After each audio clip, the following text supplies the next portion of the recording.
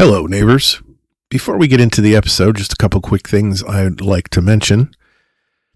If you go to the podcast website, neighborontheLeft.com, there's a whole bunch of things for you to check out there, including the contacts page, where you can see all of the social media links. And these days, I do post a lot of stuff just about daily on Instagram, TikTok, and Facebook. A lot of interesting stuff there. If you stop by, please like, share, and follow if you would. Also on the website, there is the episodes section where you can download or stream any episode of the podcast going all the way back to the beginning. And of course, the blog section. I make a post for every episode of the podcast, and it includes all of the sources that I use. All right, let's start the episode. Israel, Gaza, Hamas, AIPAC, Christian Zionist, the Abraham Accords, military aid, anti-Semitism, Iran, Saudi Arabia. You hear these words constantly if you're paying any attention to the news. They show up in headlines, campaign speeches, congressional hearings, television arguments, social media posts, and increasingly loud conversations between people who seem absolutely certain that everyone else is either ignorant, dishonest, hateful, or all three. But let me ask you something. Do you actually understand how all of those pieces fit together? And I don't mean, do you have an opinion about Israel? Most people have an opinion. I mean, do you understand why the United States treats Israel differently than almost any other country on earth? Why American politicians talk about Israel with the level of intensity they rarely bring to France or Japan, South Korea, Germany, or even Britain? Why evangelical Christians in rural Pennsylvania may feel a deep political attachment to a country thousands of miles away? Why criticism of the Israeli government so quickly becomes a debate about anti-Semitism? Why an organization like AIPAC is discussed as though everyone already knows what it is? Why American weapons, American elections, biblical prophecy, Iran, college protests, and Saudi Arabian diplomacy keep appearing in the same political conversation? Most people don't understand how it all fits together. And when I say most people, I'm saying most people like you and me. Average folks who are not directly involved or qualify as policy wonks or media talking heads. Most of us don't really understand how it all fits together. And honestly, I don't think it's anybody's fault. The news usually gives us the latest explosion without showing us the wiring behind the wall. We get the argument of the day, we get the protest, we get the congressional vote, we get to see the outrage. What we rarely get is the map. So that's what I want to try and build today. This is not a debate over whether Israel is good or bad. This is not an attempt to settle the Israeli-Palestinian conflict in a podcast episode. I mean, I'm ambitious, but I have not completely lost contact with reality. And this is not going to be a 4,000-year history lesson featuring 17 kings, 9 empires, and a quiz at the end. This is meant to be a plain English explanation of one of the most misunderstood relationships in American politics. We're going to separate Jewish people from the state of Israel and the state of Israel from whichever government happens to be running it.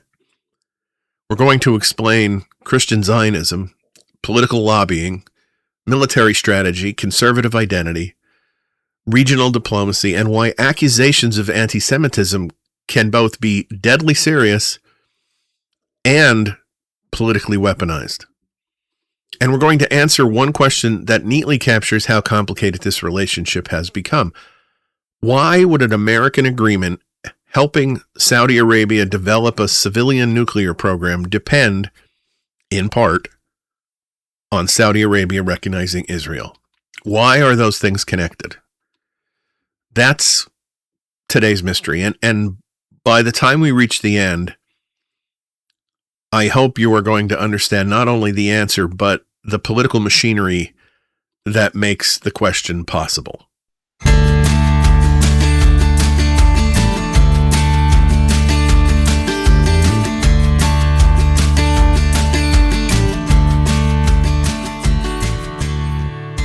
Hello, neighbors, and welcome to another episode of Your Neighbor on the Left, podcast about progressive politics, human decency, and life on the blue side of America's ideological divide.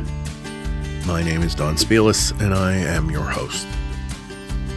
Today's episode is meant for ordinary people who are trying to make sense of a political subject that is usually discussed as though everyone already completed the prerequisite course. No political science degree required.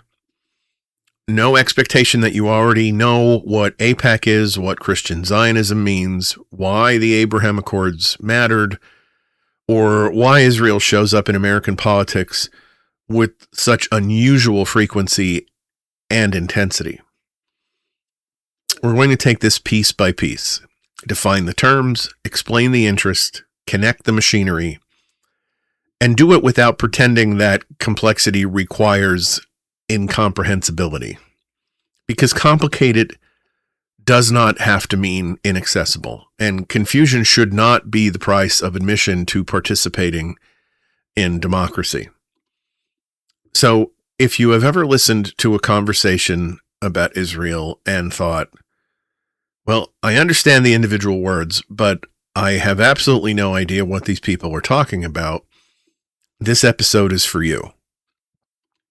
Let's start with the three distinctions that make every other part of this conversation possible.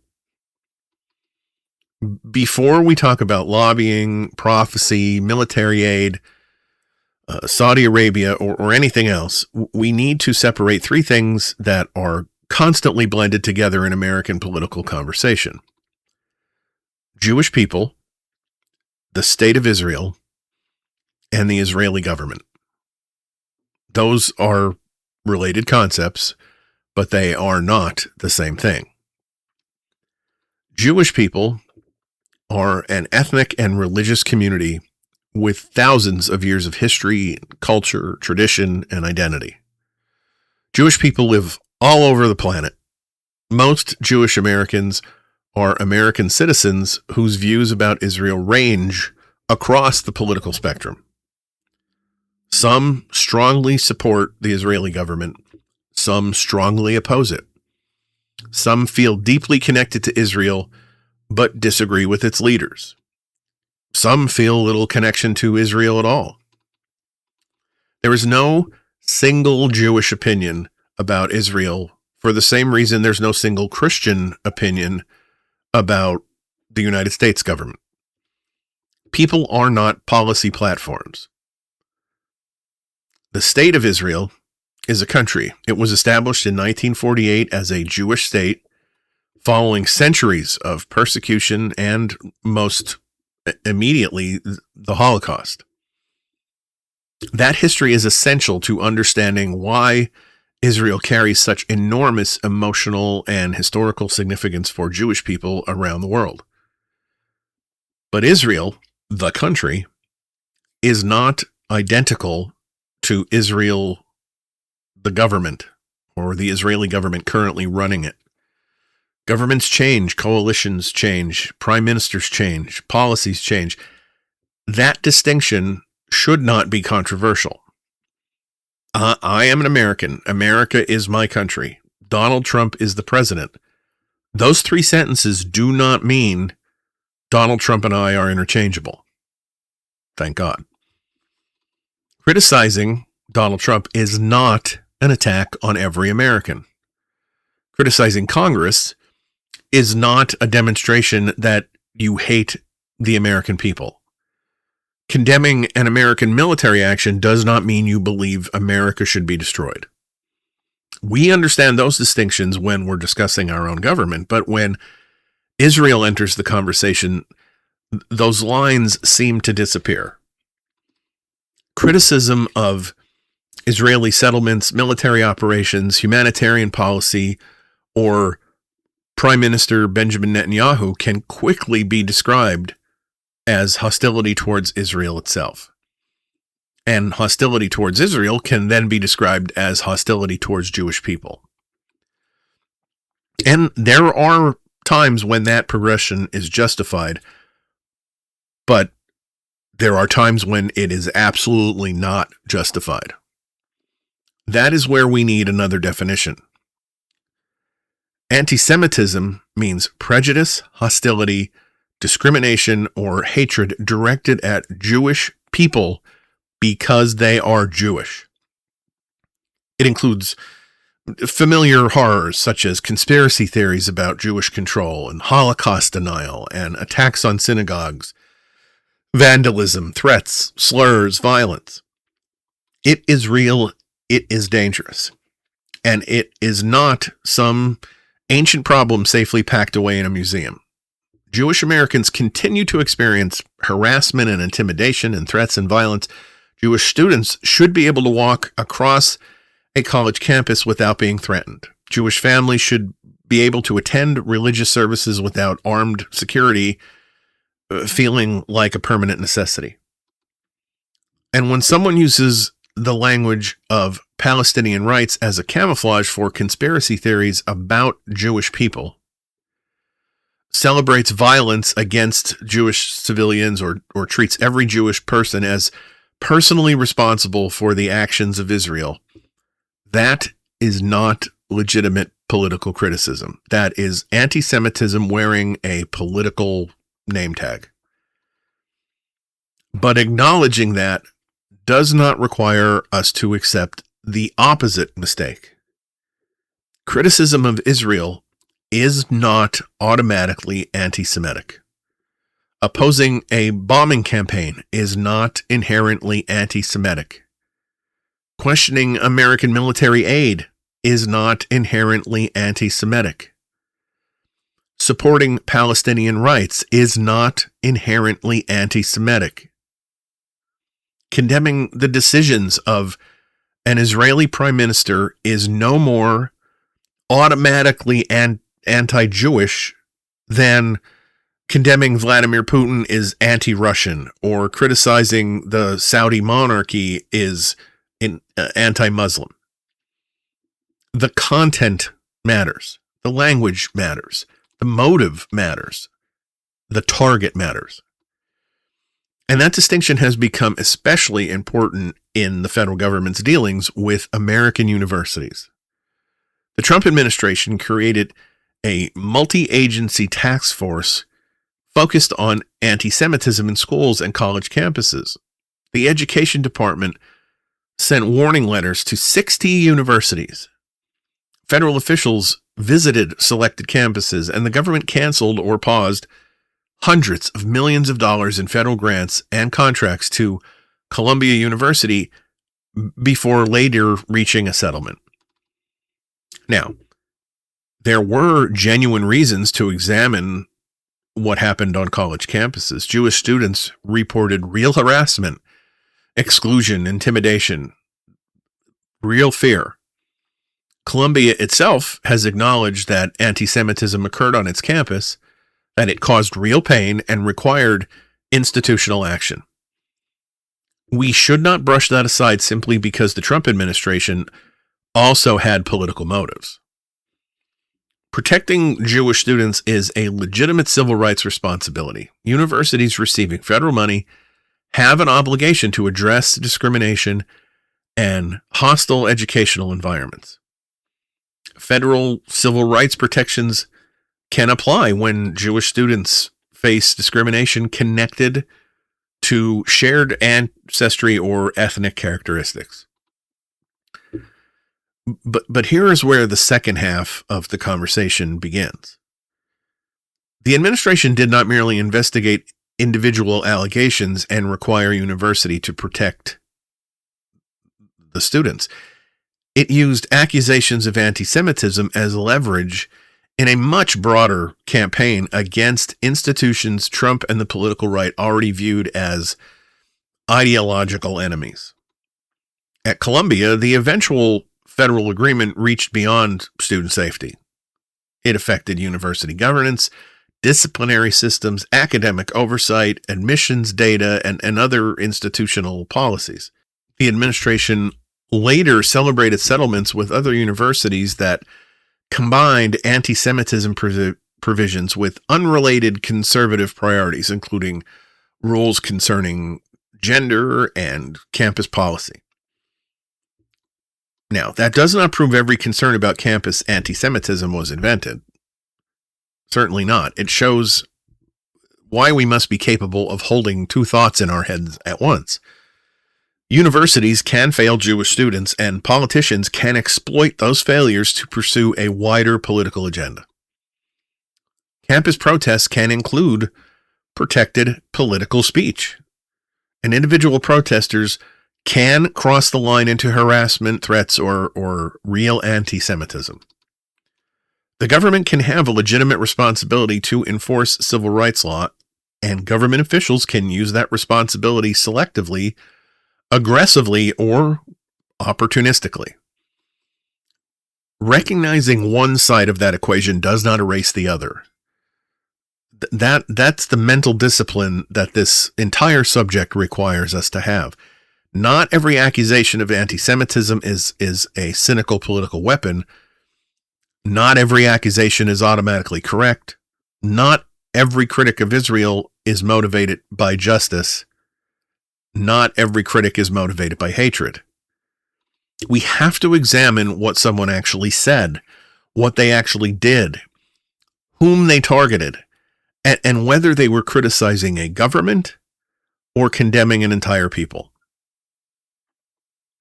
Once Jewish people, Israel, and the Israeli government are fused into one inseparable object, honest discussion becomes almost impossible. Jewish people become unfairly burdened with responsibility for decisions they did not make. The Israeli government becomes partially shielded from criticism, and genuine anti-Semitism becomes harder to identify because the term is stretched across every political disagreement.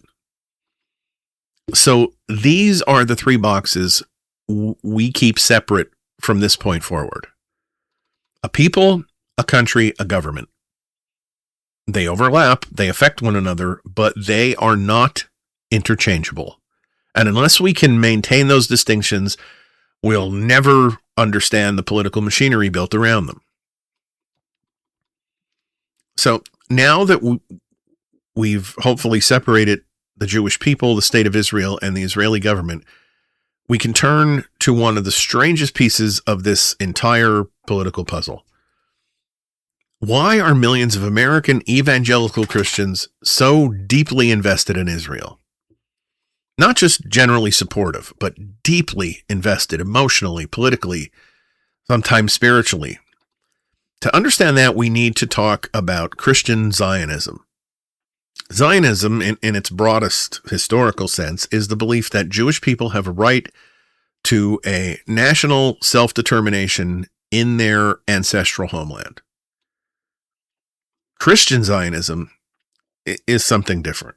Christian Zionism supports the existence, security, and often the territorial expansion of Israel because they believe Israel plays a central role in biblical prophecy.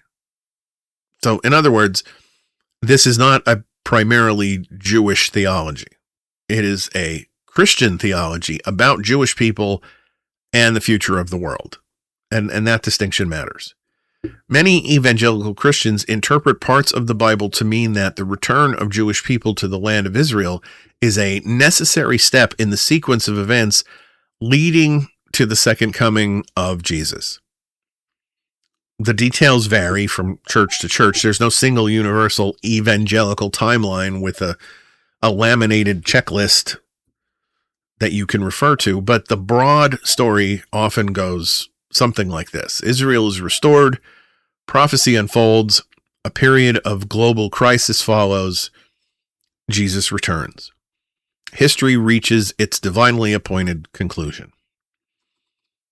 For believers who hold this view, modern Israel is not merely another foreign country. It is evidence that God's plan is moving forward. That makes support for Israel feel less like one foreign policy preference among many and more like participation in sacred history. And I want to be fair about something here. For many of these Christians, the belief is completely sincere. They are not pretending, to my opinion. They are not pretending. They are not necessarily calculating which defense contract benefits which congressional difference. They genuinely believe that supporting Israel is a religious obligation. Some point to biblical passages about blessing those who bless Israel. Some believe the security of Israel is connected to God's covenant. Some see the creation of modern Israel state as the fulfillment of a prophecy. And you may disagree with that theology. I do. But understanding political behavior requires understanding what people sincerely believe, not merely describing what we wish they believed. So, how does a religious doctrine become an American foreign policy? Votes. That's the bridge. Evangelical Christians are a large, highly organized, and politically reliable part of the Republican coalition. They vote, they donate, they attend churches where political messages travel quickly. They communicate through religious media networks, advocacy organizations, conferences, national ministries. And unlike many political constituencies that appear every 4 years, they complain briefly and then wander back into the mist, white evangelical voters have remained remarkably loyal to the Republican Party. And politicians notice reliable voters. They notice them with the intensity of a golden retriever hearing a cheese wrapper. If millions of dependable Republican voters believe supporting Israel is a moral and religious duty, Republican politicians have every incentive to demonstrate that support loudly. That can mean backing military aid, defending Israeli government policy, moving the American embassy to Jerusalem, recognizing Israeli sovereignty over disputed territory, opposing international pressure on Israel, or treating criticism of Israel as suspicious in ways criticism of other governments is not. And Donald Trump understands this relationship very well, or at least the people around him do. His administration repeatedly emphasized actions favored by both the Israeli right and the American evangelical leaders. The embassy move to Jerusalem was a perfect example. To many foreign policy experts, it was a diplomatic decision involving recognition negotiations and competing claims over the city. To many evangelical supporters, it was something much, much larger. It was biblical, it was symbolic, it was historic. Proof that their political loyalty had produced a spiritual victory. And this is where we reach the uncomfortable church and state question. People are allowed to believe that prophecy is unfolding. They're allowed to believe history is moving towards the second coming. They're allowed to organize politically around their values. Religious freedom includes beliefs I share, beliefs I reject, and beliefs that make me stare quietly into the middle distance. But elected officials are not private citizens making private theological decisions. They are exercising public power on behalf of a religiously diverse country. American foreign policy affects soldiers and civilians and refugees and taxpayers and neighboring countries, international laws, and the risk of war. Those decisions need to be defended with reasons that apply beyond a particular interpretation of the book of Revelation. Security can be debated.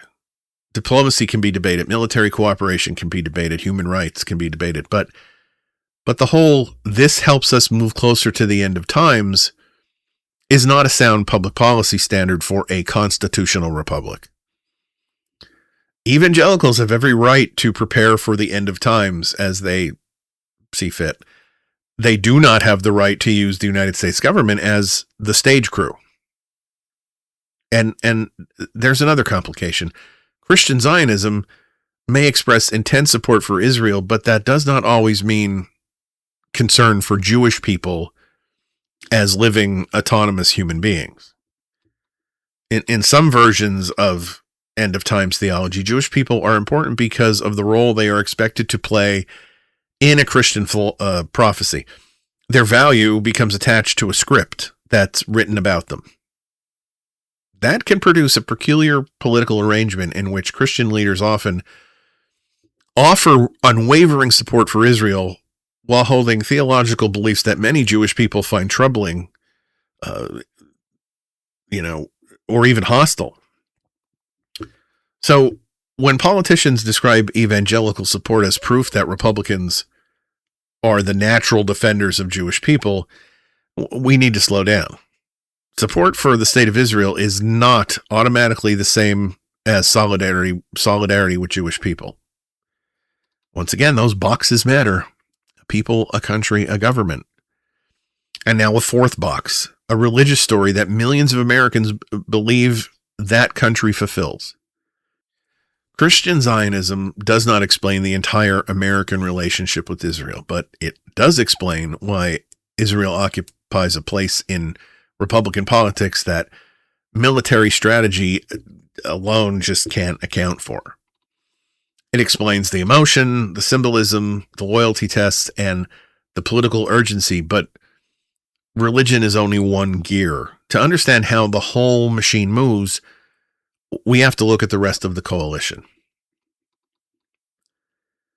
So far, we've identified one powerful force shaping America's relationship with Israel, that being evangelical Christianity. But if we stopped there, we would make exactly the mistake this episode is trying to prevent. We would take one important piece and mistake it for the whole machine. America's close relationship with Israel did not begin with Donald Trump. And it did not begin with the modern Republican Party. And it can't be explained entirely by Christian Zionism. For decades, presidents and congressional leaders from both parties have generally treated Israel as an important strategic partner in the Middle East.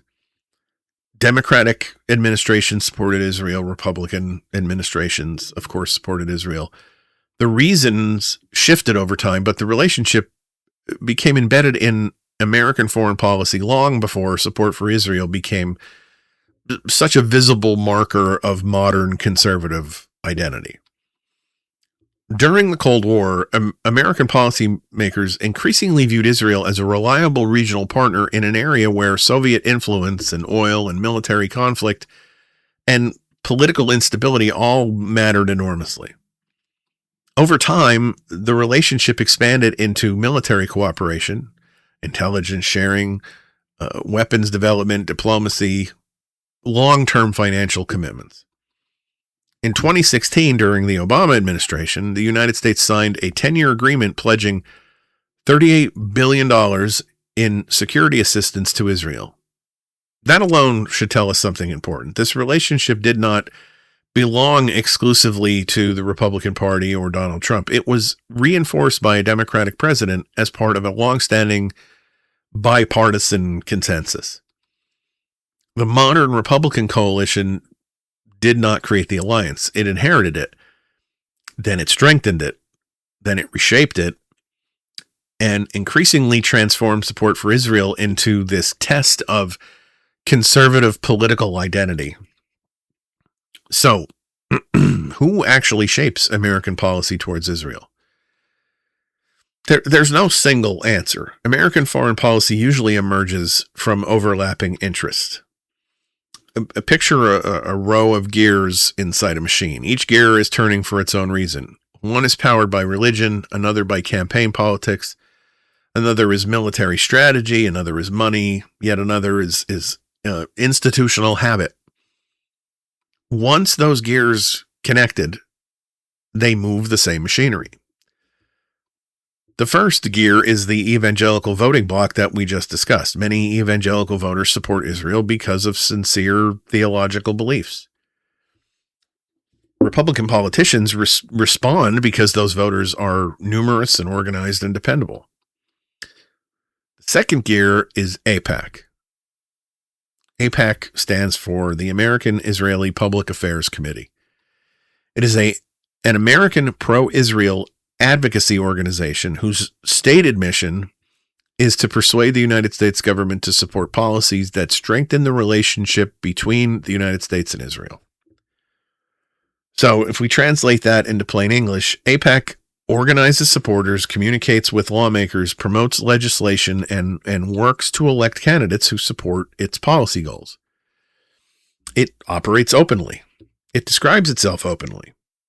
And it works with both Democrats and Republicans. AIPAC says it advocates for annual security assistance, missile defense cooperation, and other policies designed to keep the U.S.-Israeli alliance strong. Its Political Action Committee says it supported 361 Democratic and Republican candidates during the 2024 election cycle with more than $53 million in direct support. Those are meaningful resources. They affect elections. They can influence which lawmakers feel politically safe questioning Israeli policy. And they deserve scrutiny, just as every powerful lobbying organization and political spender deserves scrutiny. Now, scrutiny is not the same as a conspiracy theory. Lobbying means organized efforts to influence government policy. The pharmaceutical industry does it, labor unions, gun rights organizations, environmental groups, banks do it, defense contractors do it, foreign policy advocacy organizations do it. The United States has built a political system in which money, access, organization, and voter mobilization influence lawmakers. That system, in my opinion, is very unhealthy. It can distort representation. It can discourage dissent. However, saying that a powerful advocacy organization influences policy is very different from claiming that Jewish people secretly control the government. One is a political argument and can be supported by evidence, and the other is an ancient anti-Semitic conspiracy theory. Once again, precision matters. And AIPAC is not the only pro-Israel advocacy organization. There are Christian organizations and Jewish organizations, ideological groups and think tanks and political committees and policy networks that all support different versions of the U.S.-Israel relationship. They don't all agree. Some favor the Israeli right. Some support Israel while opposing settlements or Netanyahu's government. Some advocate for a two-state solution. Even within pro-Israel and its political world, there is no single unified motive or policy program. Then there's the defense industry.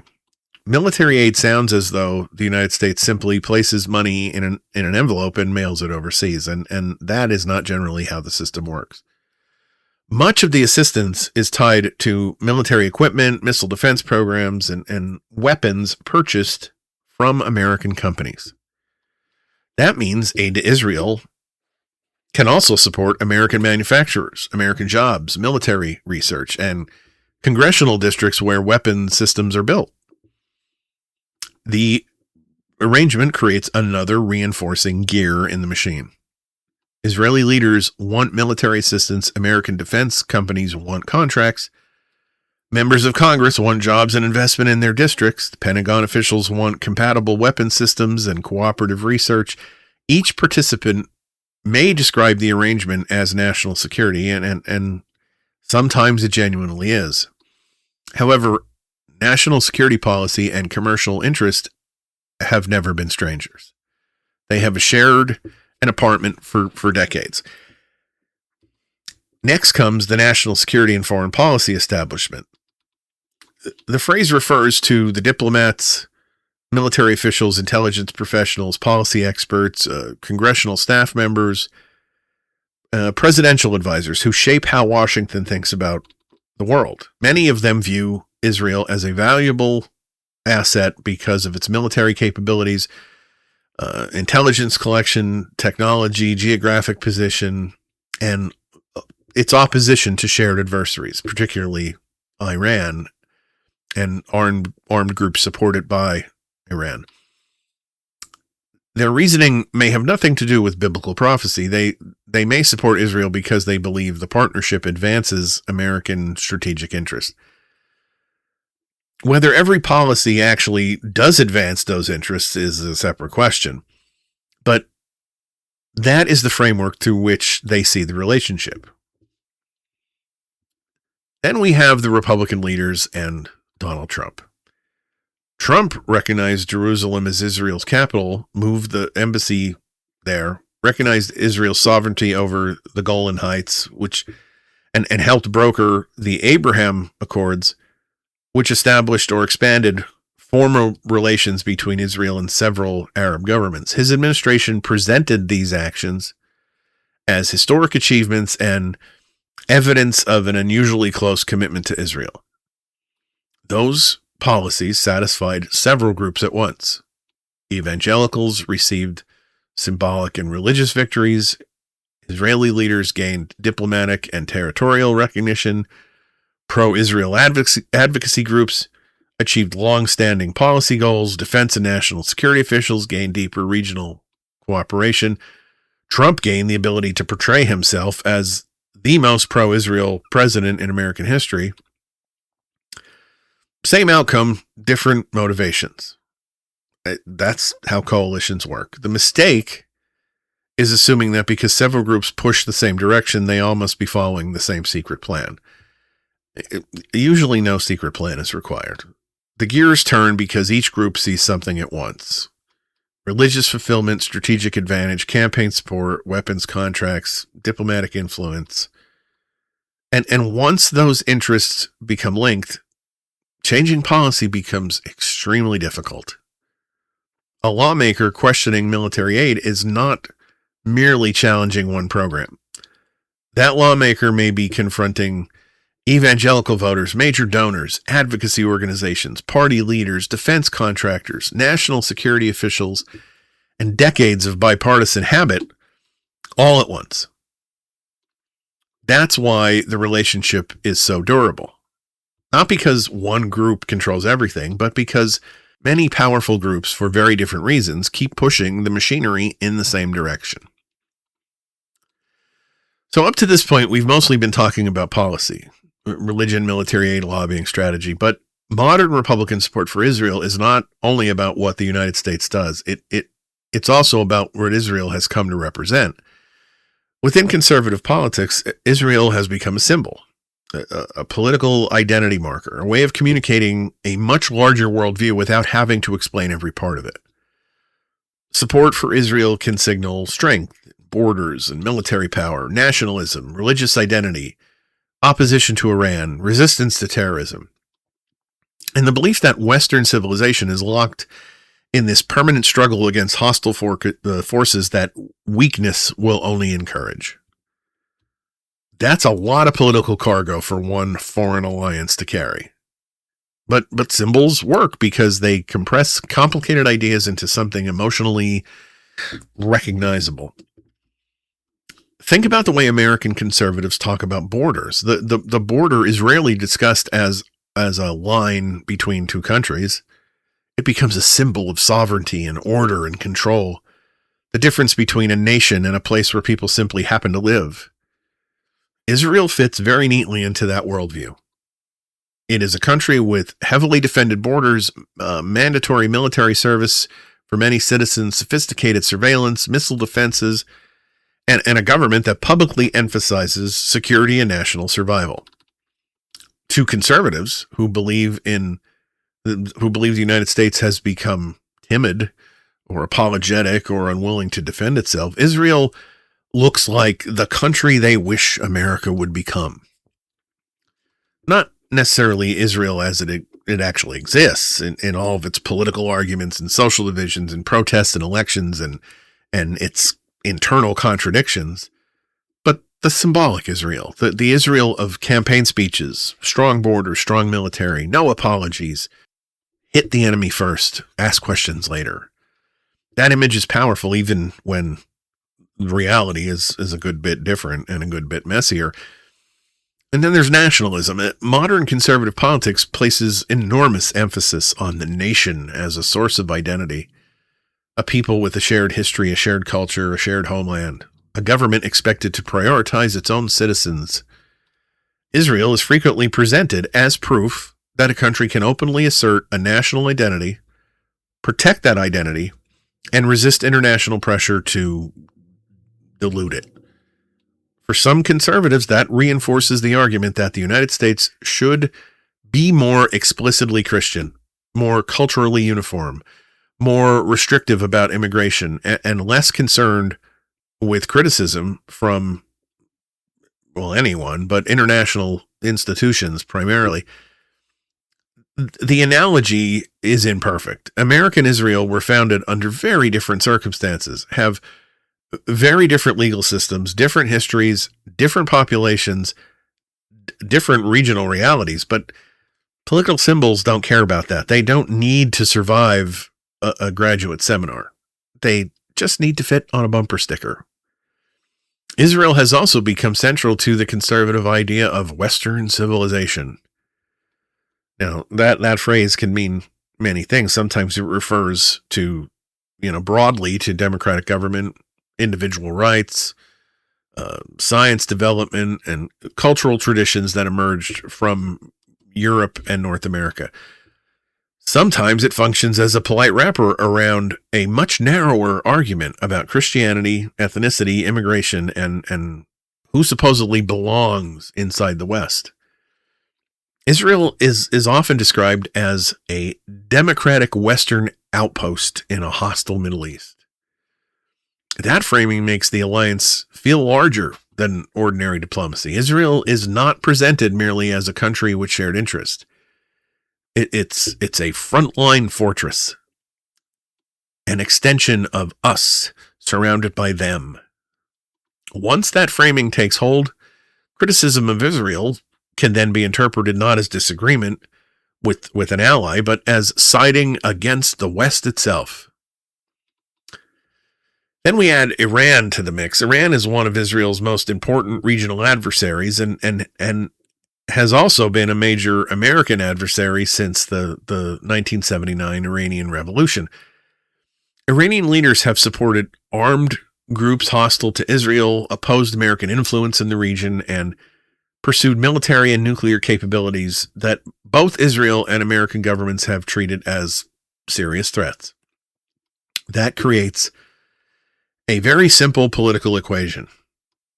Israel is against Iran, America is against Iran, therefore supporting Israel becomes proof that you are serious about confronting America's enemies. Again, real geopolitics is a lot more complicated than that. It always is. But political identity thrives on clean contrasts. Strong versus weak, friend versus enemy, civilization versus terrorism, resolve versus appeasement. Those categories make complicated events easier to sell to voters, even when they make them harder to understand. The attacks of September 11th and the decades of politics that followed also strengthened this connection. American conservatives increasingly framed Israel and the United States as nations fighting the same war against Islamic terrorism. Israel military tactics, intelligence capabilities, border security, counterterrorism policies became models frequently praised on the American right. And the message wasn't subtle. Israel understands the enemy. Israel has the courage to fight. American liberals are too worried about rules and international opinion and civil liberties and civilian consequences. Those leftist radicals. That framing turns every disagreement over military tactics or Palestinian rights into another chapter in America's domestic culture war. One side is portrayed as clear-eyed and tough, and the other as naive and disloyal and dangerously sympathetic to the enemy. And that is where foreign policy becomes identity politics. Identity politics is usually described by conservatives as something only the left practices. But all politics built around belonging, symbolism, loyalty, and group identity is identity politics. A politician standing in front of an Israeli flag, promising unwavering support and accusing opponents of abandoning Western civilization is practicing identity politics. He's just doing it in a suit with a foreign policy vocabulary. Well, if you've watched any of the news coverage of Congress and seen shots from inside the hallways where their offices are, there are an awful lot of offices that have Israeli flags outside them, which that in itself strikes me as so strange for U.S. Congress persons to have Israeli flags outside their office door. I can't wrap my mind around why that is not a bigger issue. But at any rate, polling shows how deeply partisan this issue has become, although the picture is changing. In 2022, Pew found that 71% of Republicans viewed Israel favorably, compared with 44% of Democrats. By 2026, attitudes had grown more negative overall, especially among younger Americans. Republicans still viewed Israel and its government much more favorably than Democrats did, but younger Republicans were significantly less supportive than older Republicans. And that generational change matters. Symbols are powerful, but they are not permanent.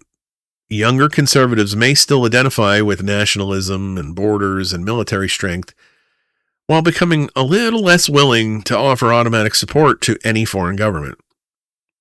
Now, that could potentially eventually change Republican politics, but for now, among much of the conservative movement, support for Israel still functions as a loyalty test. It tells evangelical voters that you respect prophecy. It tells national security voters you oppose Iran. It tells nationalist voters that you believe in borders and sovereignty. It tells party leaders and advocacy groups that you belong inside the coalition. And it signals to the broader conservative audience that you understand who the heroes and the villains are supposed to be. That is why Israel occupies such an unusual space in Republican politics. It is not merely an ally. It's supposed to be a mirror. Conservatives look at Israel and often see the kind of nation they believe America should be: religious, militarily dominant, nationally confident, suspicious of outsiders, unmoved by international criticism, and willing to use overwhelming force when it believes survival is at stake. Now, whether that image accurately represents Israel it's almost beside the point. Its political power comes from what it represents here, inside American politics.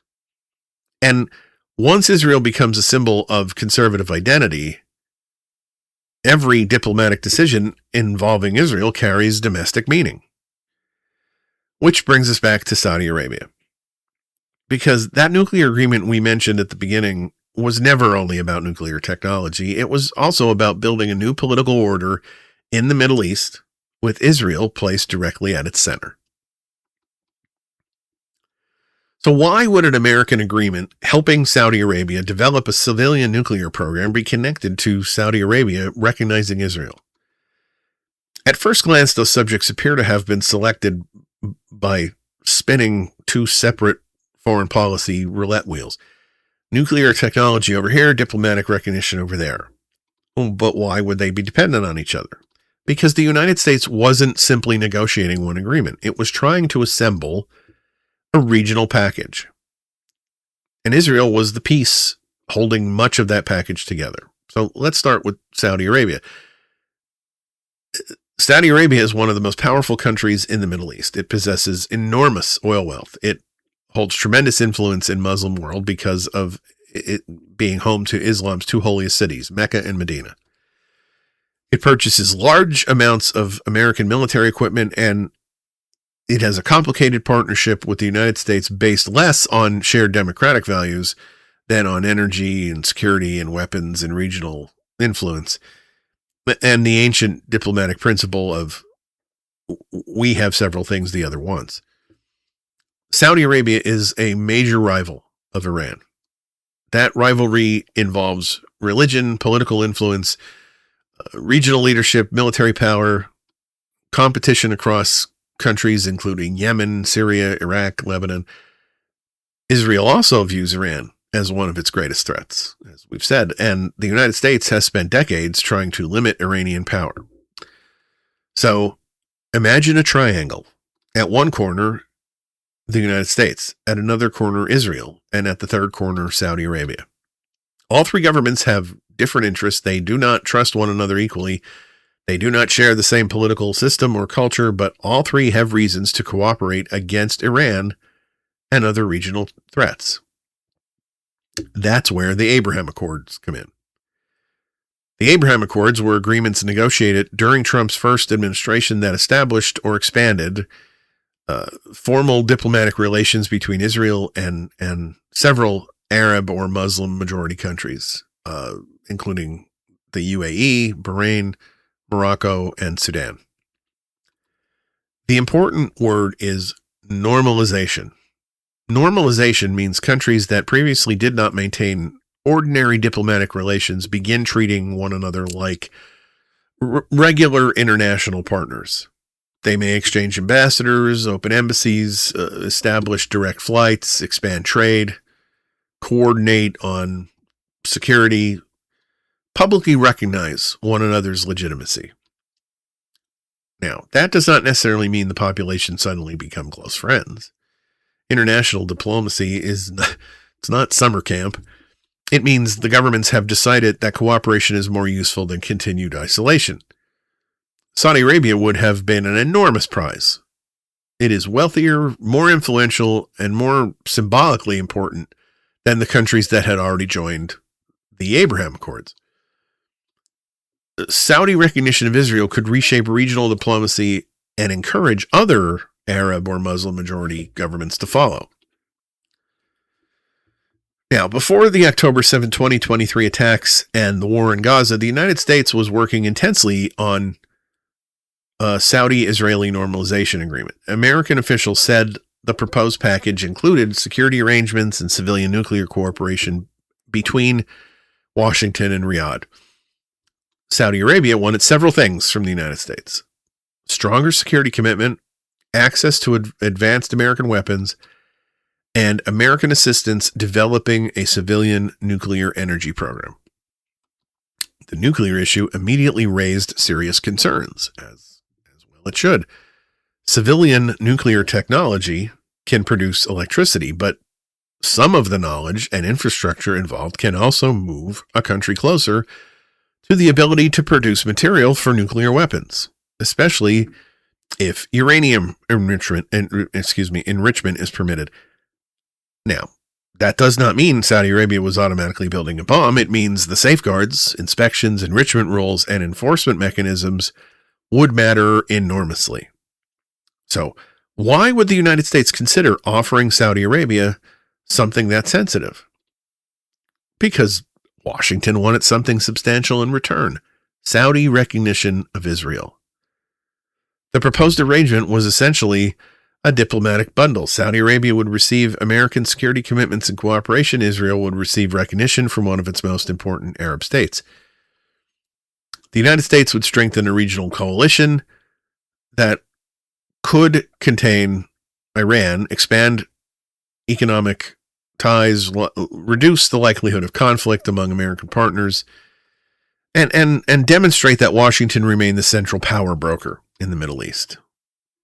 Donald Trump's regional strategy emphasized this type of deal-making. Rather than beginning with the final agreement between Israelis and Palestinians, the Abraham Accords focuses on persuading Arab governments to establish relations with Israel based on shared strategic and economic interest. The theory was that regional integration could proceed even while the Palestinian conflict remained unresolved. Supporters said that was pragmatic. Critics argued it allowed Israel and Arab governments to collect diplomatic benefits while Palestinian rights and statehood were pushed further and further into the background. And that criticism became much harder to ignore after the war in Gaza. Saudi leaders continue to say that formal recognition of Israel would require meaningful progress towards a Palestinian state. That made normalization far more politically difficult than it had appeared before October 7th.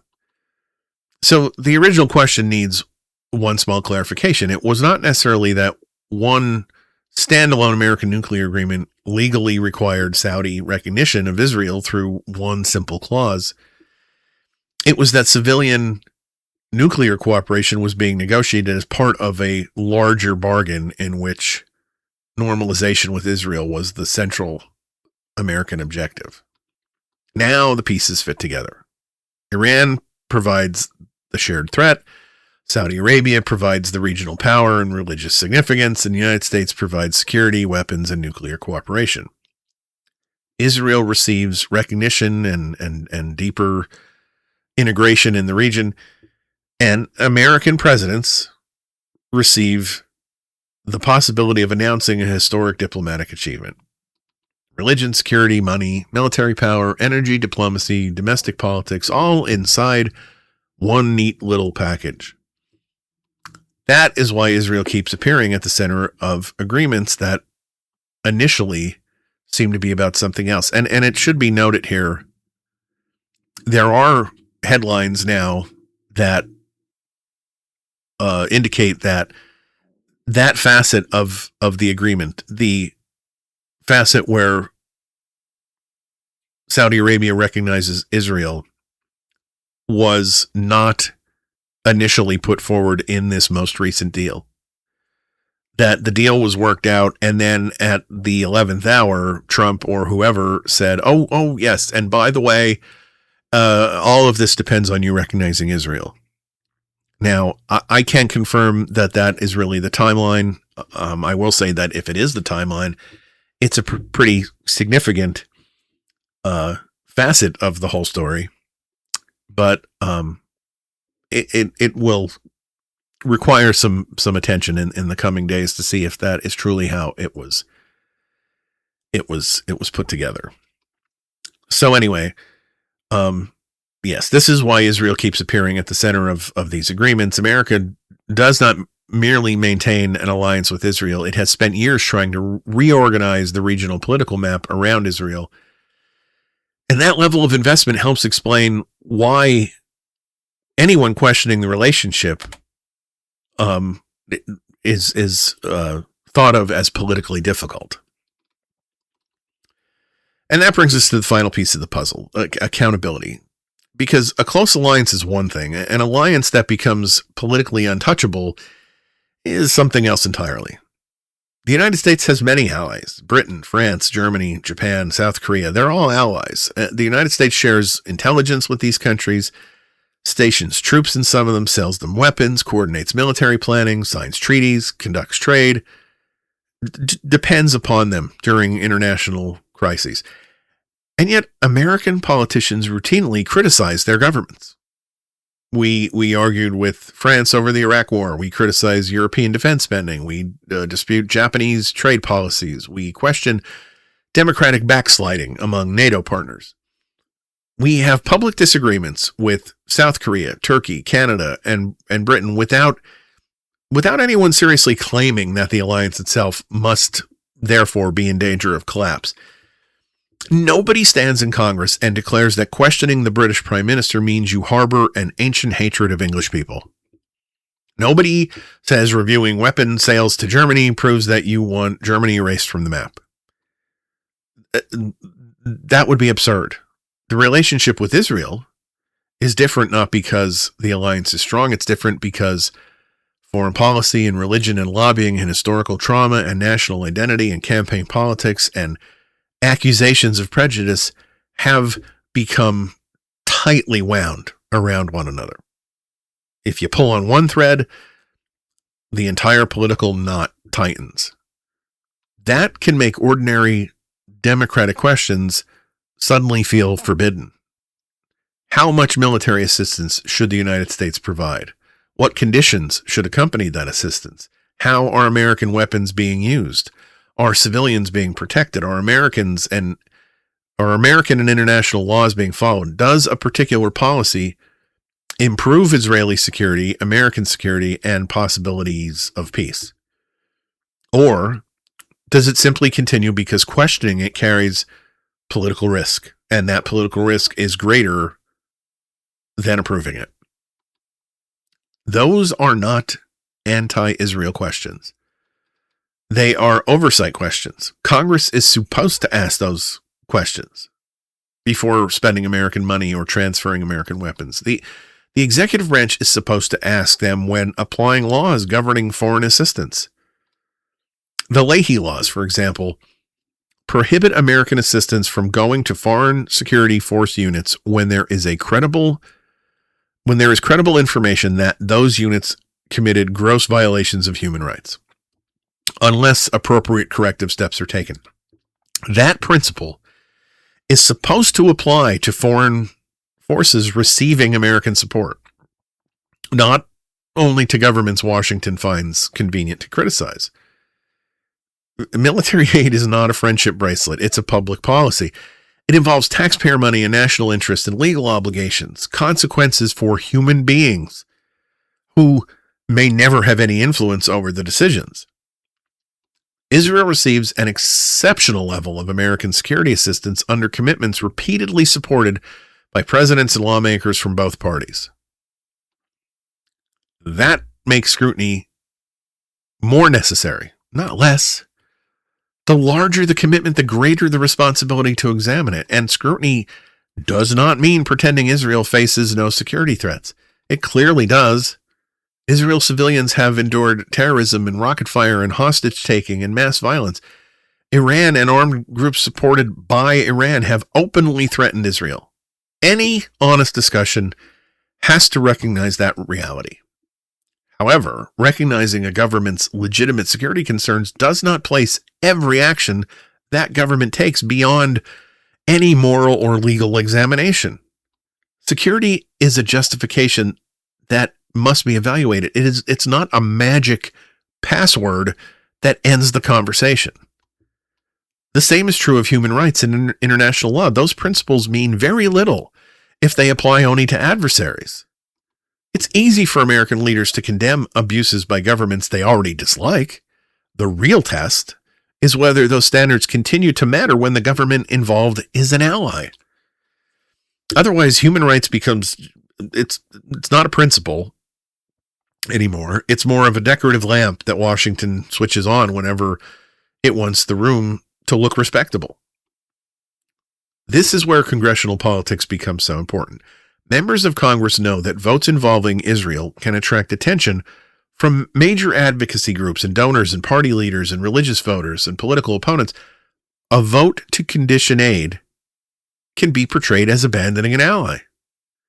A call for a ceasefire can be described as helping terrorists. A demand for investigations can be framed as just hostility towards Israel.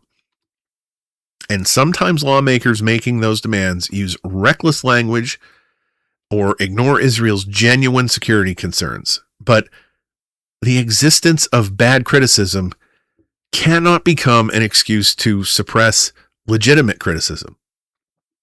Public opinion is also changing.